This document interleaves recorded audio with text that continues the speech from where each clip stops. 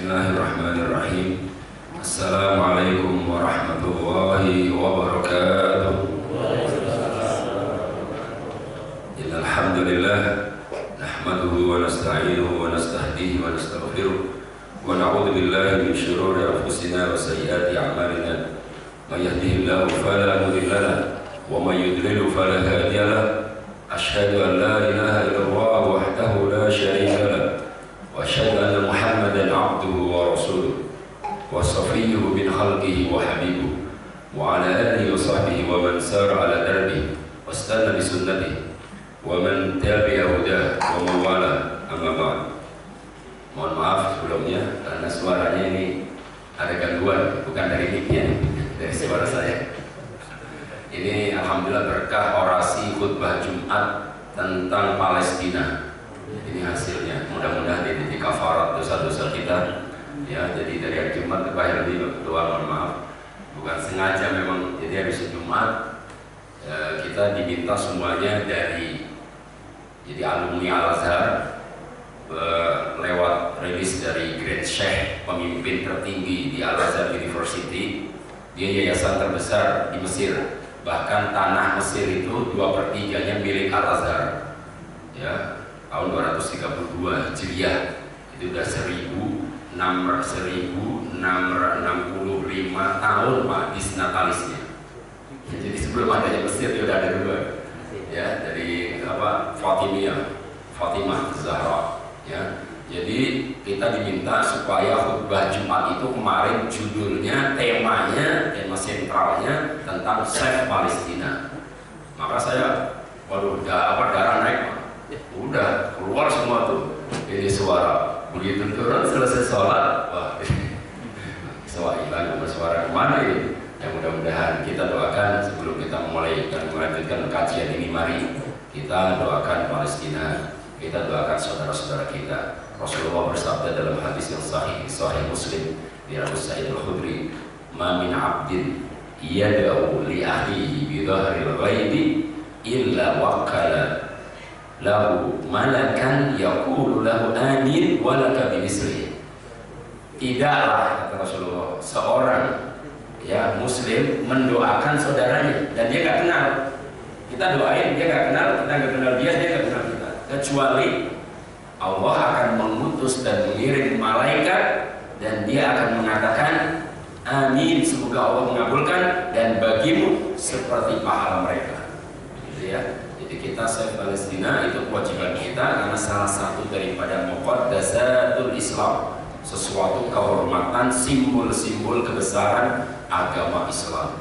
Mudah-mudahan Allah Subhanahu wa taala memberikan pertolongan dan kemenangan kepada mereka. Amin. Ya. Kepada umat Islam di mana saja berada, termasuk kita yang ada di Indonesia, mudah-mudahan Allah selalu memberikan kemenangan, kejayaan, diberikan bimbingan oleh Allah Subhanahu wa taala. Dan mari kita diminta untuk banyak membaca surat An-Nasr, surat kemenangan. Ya, mari kita baca minimal 3 kali, yaitu dari guru kami lewat WA dari Mesir. Tolong baca banyak ini supaya saudara-saudara kita di Palestina diberikan kekuatan oleh Allah, diberikan pertolongan oleh Allah Subhanahu wa taala, diberikan An-Nasr, kemenangan oleh Allah Subhanahu wa taala. Kita baca surat An-Nasr yang bareng-bareng 3 kali. A'udzubillahi minasyaitonir rajim. Bismillahirrahmanirrahim. Idza jaa nasrullahi wal fath wa ra'aitan nasa yadkhuluna fi dinillahi afwaja wasabbih bihamdi rabbika wastaghfir innahu kana tawwaba. Bismillahirrahmanirrahim. Idza jaa nasrullahi wal fath wa ra'aitan nasa yadkhuluna fi dinillahi afwaja fasabbih bihamdi rabbika wastaghfir innahu kana tawwaba. Bismillahirrahmanirrahim. Idza jaa nasrullahi wal fath wa ra'aitan nasa yadkhuluna fi dinillahi afwaja fasabbih bihamdi rabbika wastaghfir innahu kana tawwaba.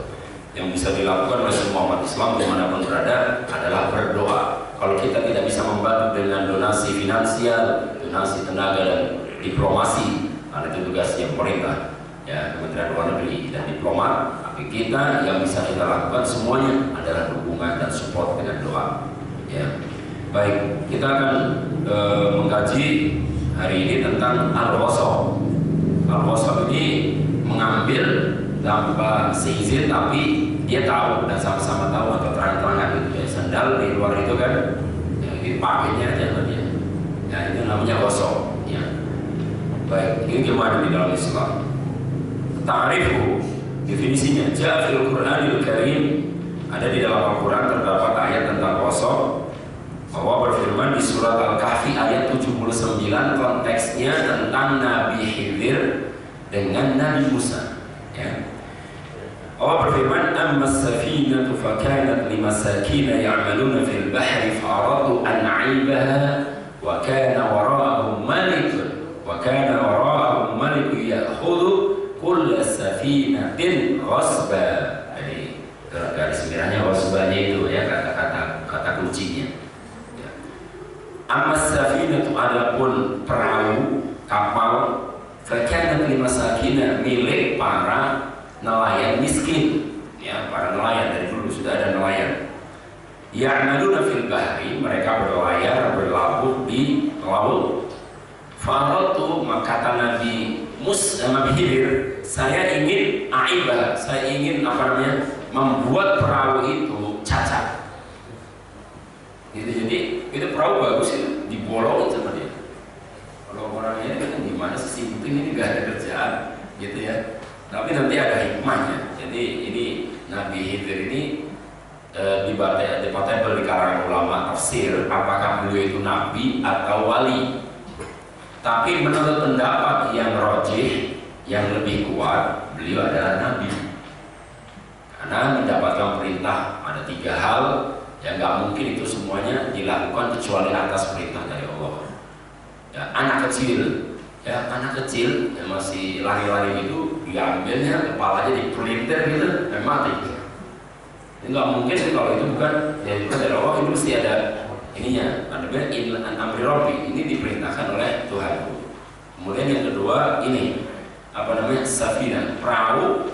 Jadi di zaman Nabi Khidir, wallahu a'lam, ada mengatakan 3.500 tahun sebelum Masehi, ya, Nabi Musa ya, ini ada seorang raja yang zalim.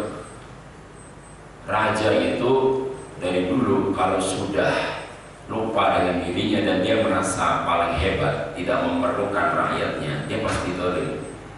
Allah berfirman, innal insana la yatgha ar-ra'ahu istaghna. Ya, pemimpin dan penguasa itu akan otoriter, akan tirani, akan diktator, sewenang-wenang. Kapan? Ar-ra'ahu istaghna, kalau dia merasa dirinya itu gak butuh orang lain. Padahal dia kalau sakit aja, mohon maaf gak bisa buang air kecil, pasti lari ke dokter, betul gak? Memang dia bisa sendiri? Butuh. Fir'aun pernah 40 hari tidak bisa buang air besar. Dia cari tabib yang bisa dia. Ya kan? Tapi dengan Tuhan. Itu Fir'aun. Kenapa? Pernah Rasulullah ditanya, kenapa Fir'aun itu sampai sekejam itu? Itu kerja Robi, Pak, piramid itu yang mati sekitar 3 juta. Dalam riwayat itu, ya setiap hari orang dikerjain gak dikasih upah. Ya, makan aja enggak, Pak. Bayangkan itu kerja roti kayak Belanda itu di Anyar itu bikin aspal itu jalan. Banyak yang mati, gak dikasih uang, gak dikasih upah. Berapa upah? Itu aja enggak, makan aja enggak. Kalau tukang kan sebenarnya gak dikasih, kejam itu kalau ada tukang gak dikasih jajan, gak dikasih minum, ya kan ya. Wah ini yang nyuruhnya ini Fir'aun ini. Ya, ini Fir'aun ini. Ya, Fir'aun zaman now gitu katanya.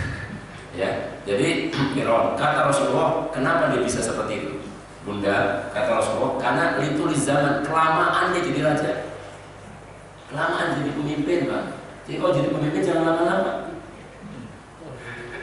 Ya mudah-mudahan didengar ini. Ya. Jadi cukup ya, kalau udah itu 1 kali sudah cukup ya.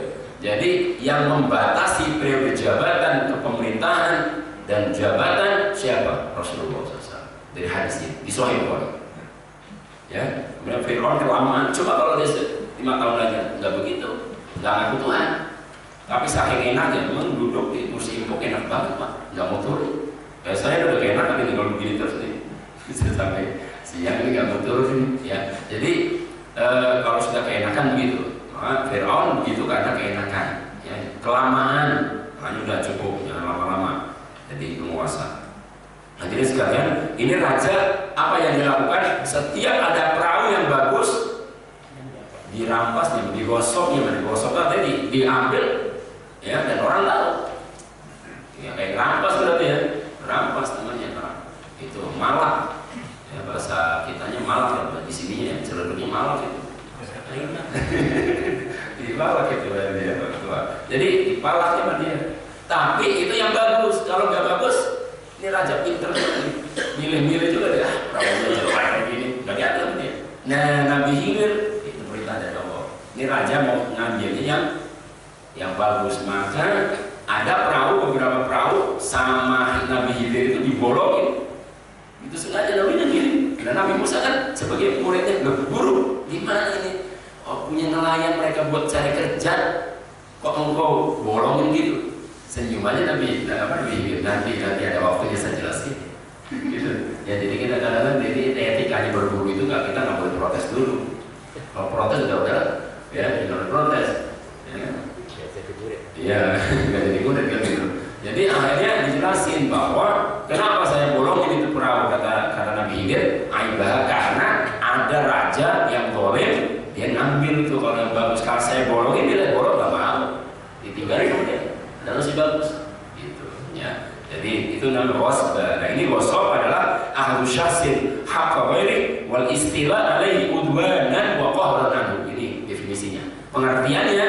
Maksud daripada wasab adalah mengambil barang, ya, orang punya orang lain, ya, dan menguasainya, dan dia tahu itu wasab. Itu misalnya nanti tahu dia punya orang dan rame-rame gini ada sendal, pakai aja yang bagus, dia punya dia. Hati-hati Pak.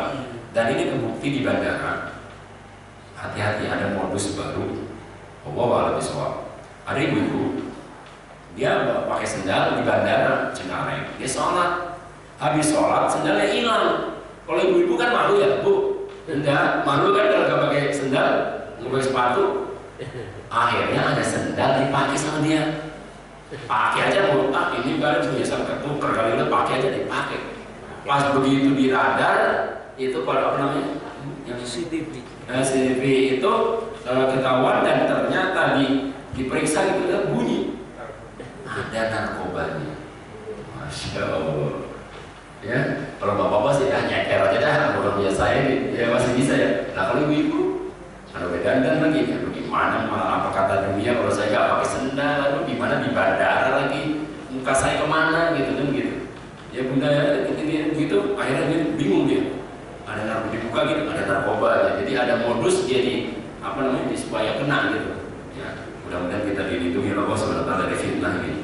Hukumnya haram, bahwa haramun yahsanu fa'iluhu. Hukumnya haram, dilarang oleh agama Islam, gosok ngambil barang orang lain, ya, dan itu terang-terangan. Yaqulu Allah Subhanahu wa taala, wala ta'kulu amwalakum, janganlah kalian mengambil barang atau makan harta bainakum di antara kalian bil batil, dengan cara yang tidak benar, curang, melanggar hukum agama dan hukum positif negara.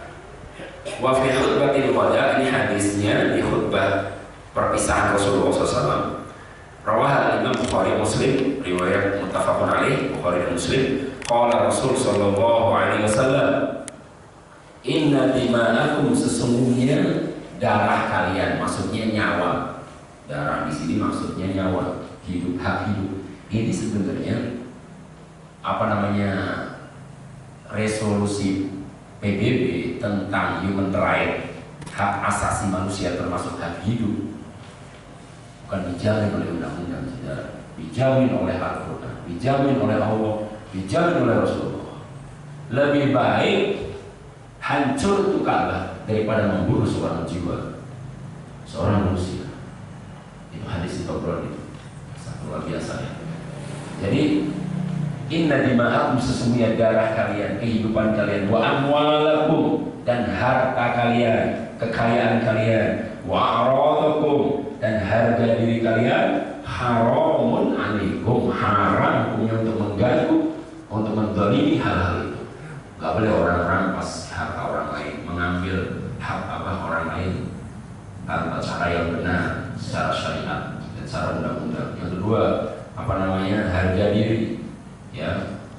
Jadi misalnya TKW mau diperkosa, dia lawan dan dia dijorokin oleh jendela dari tingkat berapa di loading itu, terus dia jatuh.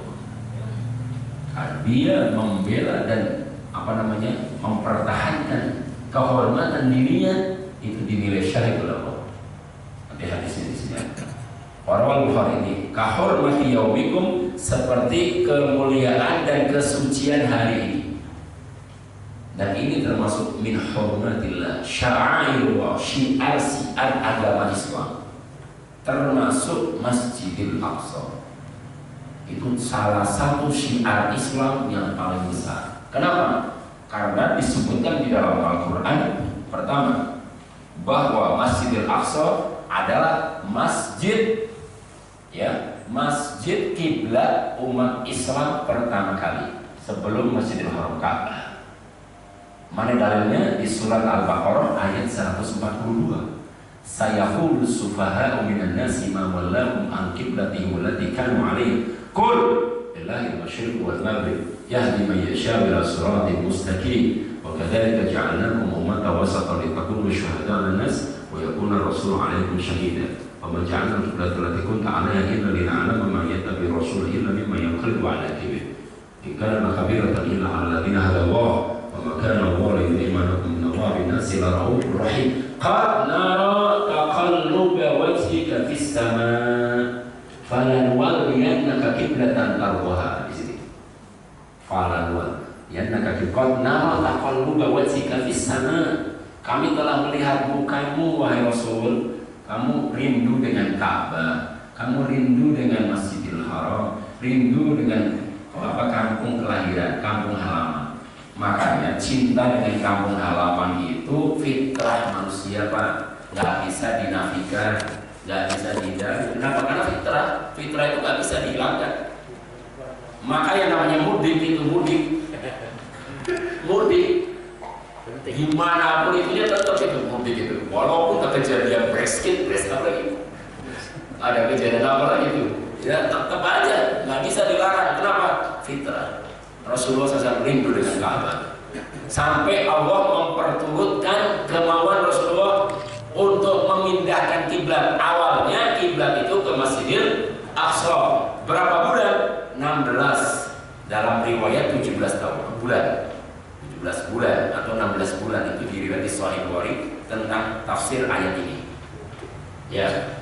Bahkan ada masjid namanya Masjid Qiblatain, dua kiblat kan? Itu ceritanya dari sahabat namanya Abbad bin Bishr. Dia bilang, saya sholat sama Rasulullah nggak ada ke Ka'bah, padahal sebelumnya ke Masjidil Aqsa. Begitu beliau selesai, beliau pulang ke rumahnya terus sholat asar. Sahabat itu di Masjid Qiblatain masih sholatnya itu ke Masjidil Aqsa. Begitu rukuk, dia datang belakangnya masbuk, dia bilang, wahai saudara-saudaraku Ansor, saya tadi sholat dengan Rasulullah nanti sudah pindah madhab ke Ka'bah, ke Masjidil Haram di Mekah. Itu orang lagi rukuk begini, ini.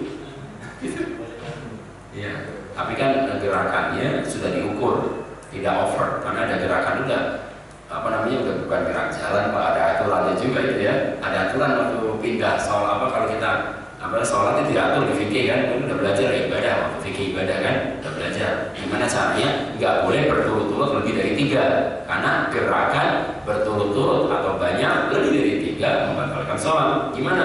Bukan kayak jalan gitu ya, tuh 2, 3. Nah, jadi kayak orang Madura lah, tuh 1 gitu, 2 gitu kan. Ya, jadi nggak langsung, itu boleh. Sama juga para sahabat pasti mereka lebih tahu fikih daripada kita. Jadi gini sedikit baru gini, itu nggak sampai 3 kali. Mereka memindahkan. Jadi kiblat intinya bahwa Masjidil Aqsa adalah kiblat pertama umat Islam. Makanya dimuliakan kiblat. Yang kedua Masjidil Haram, Masjidil Aqsa itu adalah pertemuan para nabi dan para rasul dalam peristiwa Isra dan Mi'raj. Turunlah ayat di Quran, Subhanalladzi asra bi 'abdihi, yang di awal surat surat Al-Isra. Subhanalladzi asra bi 'abdihi lailan minal masjidil haram ila masjidil aqsa. Berarti Masjidil Aqsa dimuliakan, disakralkan, dihormati oleh Allah dan Rasulullah. Masa kita tidak memuliakan apa yang dimuliakan Allah? Betul nggak? Kenapa kita tidak memuliakan sesuatu yang dimuliakan oleh Allah dan Rasulnya? Dan Masjidil Aqsa dimuliakan oleh Allah dan Rasulnya. Itu persoalannya di situ. Dan Yahudi menggosok, itu kalau versi umat Islam, mereka menggosok, mereka itu punya tanah sampai sekarang. Kita punya teman ya, karena dia berbatasan dengan Mesir, jadi jalur Gaza itu terowongannya ada ke itu berbatasan dengan Mesir. Teman-teman kita bilang, ya banyak alumni Al-Azhar, teman-teman kita yang berdakwah di Palestina, ya, yang menjadi dai di sana dan jadi imam segala macam. Itu banyak orang Yahudi itu, mereka tuh ngakuin aja tanah, punya umat Islam. Itu gosok itu. Tapi mereka punya tahunnya udah ada PBB-nya, udah ada sertifikatnya. Dari mana ini? Ya karena mereka nggak punya apa-apa, begitu caranya mereka. Dengan kelicikannya, dengan kecurangannya, ya kan, dengan pendekatannya, PDKT-nya, memonya dari orang-orang penguasa dan segala macam dikasih lah ya. Makanya janganlah gadekan agama dan jabatan kita demi kepentingan sesaat. Wahai penguasa, jangan gadekan agama demi mengeruk eksploitasi dunia yang sesaat ini akan menyesal seumur hidup di dunia dan di akhirat. Ya, gitu. Jadi gosok ini apa yang dilakukan Yahudi, mereka menggosok tanah orang Islam. Itu dari Nabi Daud, Nabi Sulaiman.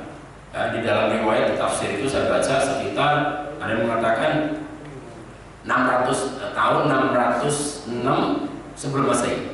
Kemudian tahun 585 sebelum Masehi. Kemudian tahun 375 sebelum Masehi. Begitu terus itu dari dulu.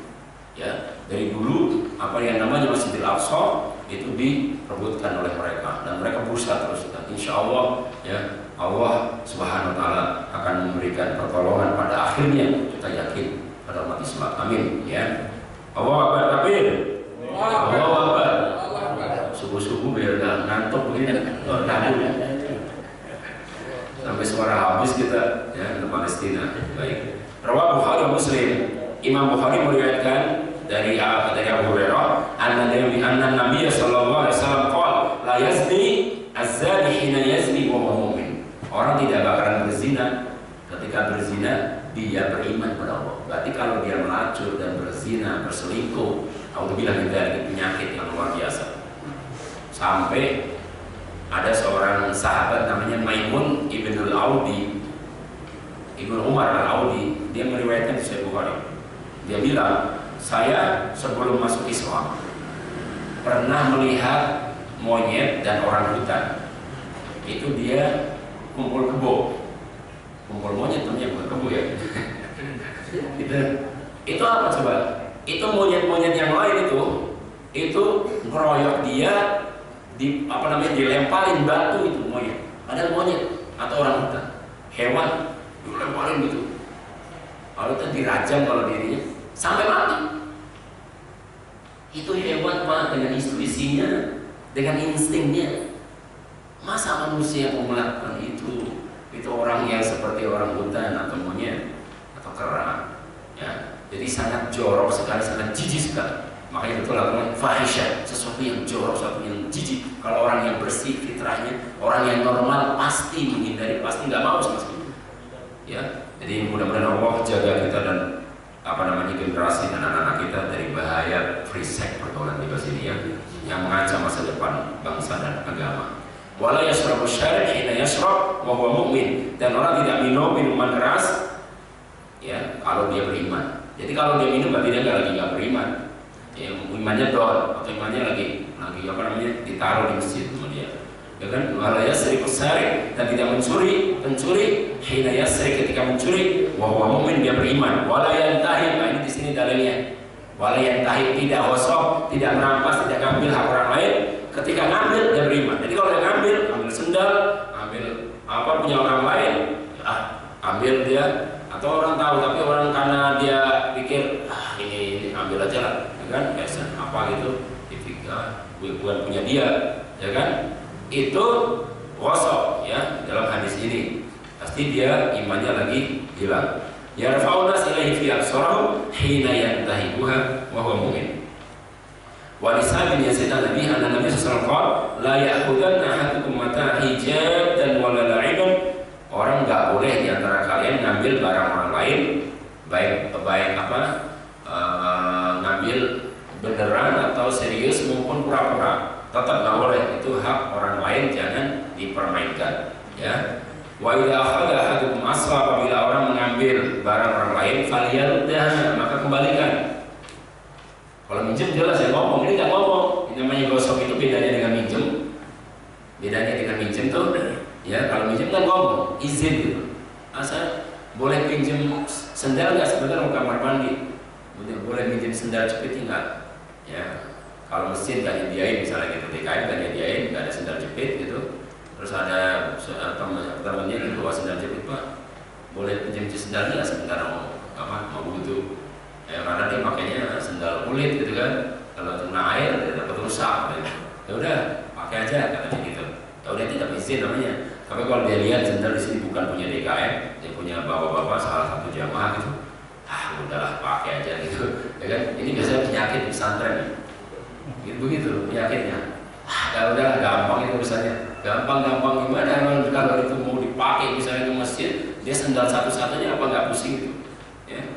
Jadi itu persoalan remeh kelihatannya tapi besar, ya.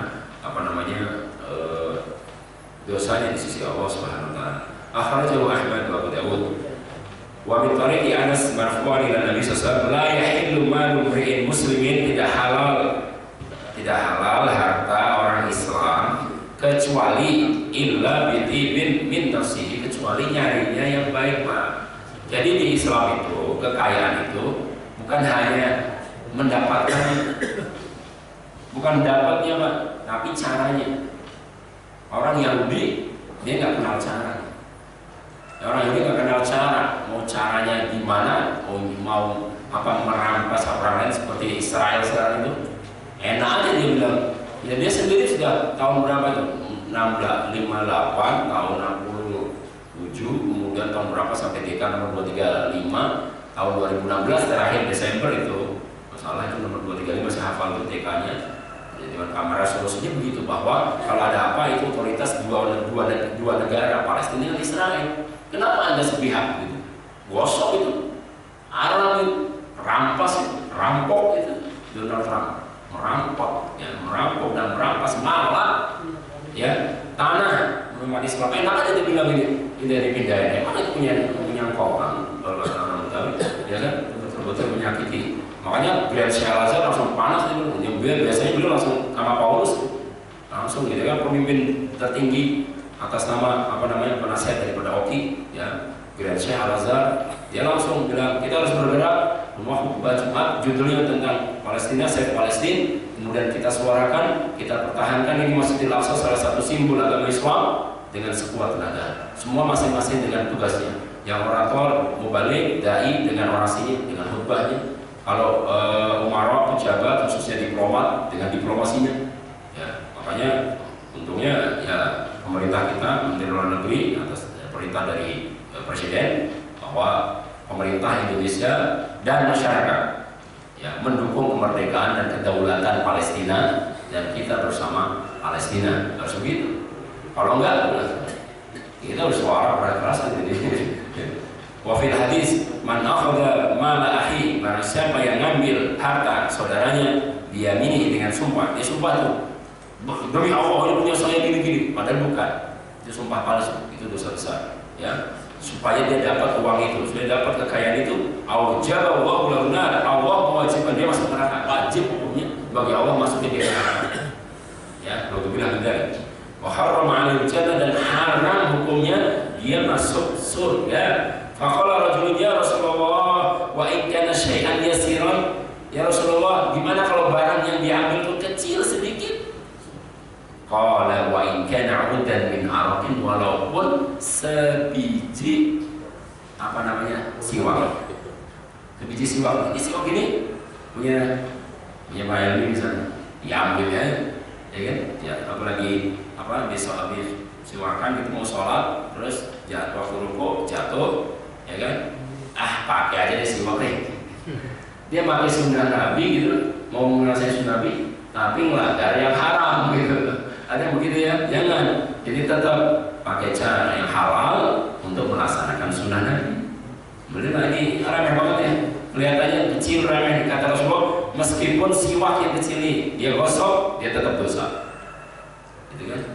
Jadi kecil, sedikit maupun banyak sama aja. Ya mau mabuk dikit, banyak segelas sama satu ember sama. Korupsi ya, mau dikit, mau 1 miliar, 1 triliun ya sama-sama korupsi, sama-sama mencuri orang. Ya cuma kalau dosanya ya walau apa ya dosanya sama 1 triliun dengan 1 triliun dengan 1 miliar. Walau mungkin nggak, kalau secara logika kita nggak sama ya.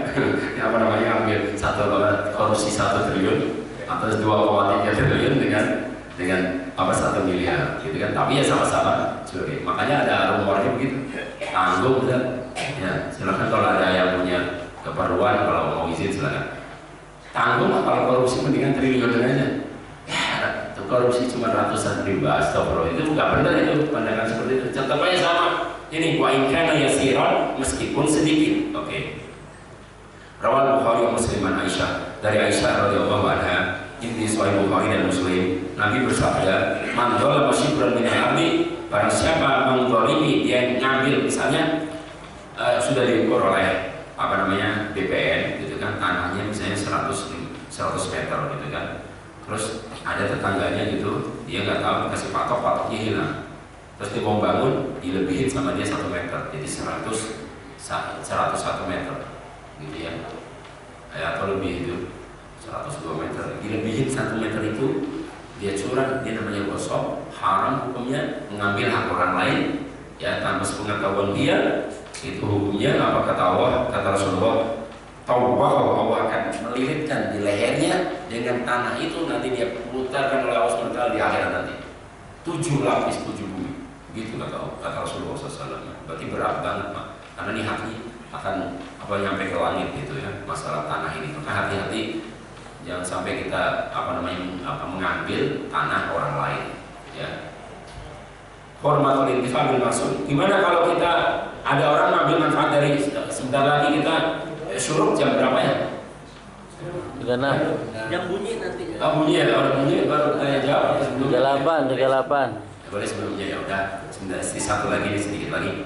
Gimana memanfaatkan sesuatu yang digosok? Pemandangan gosok haram, kalau gosok itu haram, maka nggak boleh memanfaatkan. Ya nggak boleh. Ini ada gosok misalnya tadi sedal gitu kan, ya kan gosok terus dimanfaatin sama dia habis bisa wudhu langsung dibawa ke rumahnya, ya kan? Itu nggak boleh, haram, karena sesuatu yang hukumnya haram tidak boleh dimanfaatkan dan wajib dikembalikan. Itu hadisnya aliyat ma'akhadat hatta tu'addiyahu. Kalau ada amanat nggak boleh dikhianatin, itu termasuk khianat terhadap amanat ya. Kemudian Allah berfirman, "Faman i'tada 'alaikum fa'tadu 'alaihi bimisli ma i'tada 'alaikum." Kalau terjadi kerusakan resiko, kalau orang gosok, ambil sendal misalnya, sendalnya copot, ya, maka dia harus ganti. Ketahuan nih, itu sendal saya nih orangnya. Oh, ada dia, ya udah itu udah bapak bener, udah akhirnya dicopot, ganti, gitu ya. Jadi ini dalilnya di surat Al-Baqarah, "Faman i'tada 'alaikum fa'tadu 'alaihi bimisli ma i'tada 'alaikum." Kemudian antifa'il mal, ini luar biasa ya. Jadi mempertahankan harta dan kekayaan di dalam Islam itu diakui Pak. Wajib kita hukumnya untuk mempertahankan harta kita yang syar'i mempunyai kita. Kalau tanah ada sertifikatnya, ada AJB-nya segala macam, ada dokumen jelas ya. Wajib bagi manusia untuk mempertahankan hartanya. Kalau mau dirampok, mau dipalak, dia berhak untuk mempertahankan ya. Kalau dia mati syahid. Dalilnya di Sahih Bukhari dan Muslim dan Tirmidzi, Rasulullah bersabda, "Man qutila duna malihi fa huwa syahid." barang siapa yang meninggal karena dia mempertahankan kekayaannya, hartanya, maka dia mati syahid. Tapi syahidul akhirah, artinya di dunia tetap diperlakukan seperti jenazah yang lain. Jadi dimandikan, dikafani, disolati, dimakamkan sama, gitu kan? Karena dia syahid akhirat. Jadi misalnya dia malam-malam datang rampok, ya, mau ngambil uangnya dan emasnya yang ada di rak di kamarnya, kemudian ternyata dia bawa pistol misalnya, dia kan pistol gitu, bahkan dia mau nangkis atau mau melawan, ketembak, mati, maka dia matinya mati syahid. Luar biasa ya, bagaimana Islam itu menjaga kekayaan. Jadi silahkan nyari kekayaan seluas sebanyak mungkin, tetapi ingat ada hak orang miskin, ada hak, ada zakat, ada infak, ada sedekah dan lain sebagainya gitu. Jadi kita ini kalau ditanya Ustaz, sistem Islam itu kapitalis atau sosialis? Islam tidak kapitalis, Islam juga bukan komunis dan bukan sosialis. Ya Islam ya Islam. Silahkan cari kalau kapitalis, bilang besok saya makan, bukan makan apa, tapi besok makan siapa. Kalau nggak ada lagi dimakan, makan orang.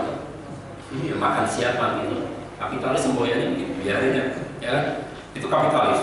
Mau nggak ada zakat, nggak ada ini, nggak ada masa bodoh amat. Ya kan, orang mau nangis-nangis salah satu silahkan, yang penting kita tertawa. Tapi kalau orang sosialis, ya kan, kekayaan milik negara, nggak ada yang semangat, ngapain saya kerja? Nah kalau udah kebanyakan duit, ya ambil milik negara. Gitu, ya kan kata dia. Orang Islam, silakan, ya malu, saya Allah, wakulu mimma, ya deh, wamsu fi mana kibiyah, jalan di mana silakan, mau eksporter, mau importer silakan. Ya tapi ingat ketika udah dapat itu kekayaan, ada di situ haknya orang miskin, ada zakat, ada infak, ada sedekah, ada wakaf, ada hibah, ada hadiah segala macam. Ya, ibadah maliyah, ibadah keuangan. Ini yang terakhir, silakan kalau ada yang ingin ditanyakan. Ada satu lagi cerita dari Samurah radhiyallahu anhu, Nabi bersabda, "Man wajada 'aina malihi inda rajulin fa huwa haqqu bih." Barang siapa yang mendapatkan barang yang digosoknya pada orang lain, maka dia berhak. Yang ini sendal saya, ya kan? Mana kembalikan? Itu dia berhak, gitu. Karena dia pemilik. Ya silakan.